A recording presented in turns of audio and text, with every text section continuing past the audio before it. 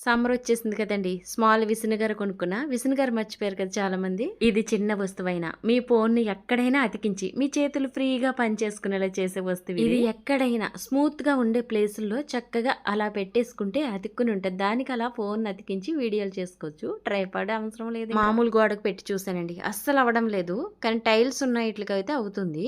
ఇదిగోండి తలుపుకైతే అయ్యింది. చాలా దృఢంగా అతుక్కుంటుంది. గట్టిగా పట్టుకుని లాగితే గాని రావడం లేదు. చిన్న బూజు గాని, దుమ్ము గాని ఉంటే వదిలేస్తదండి.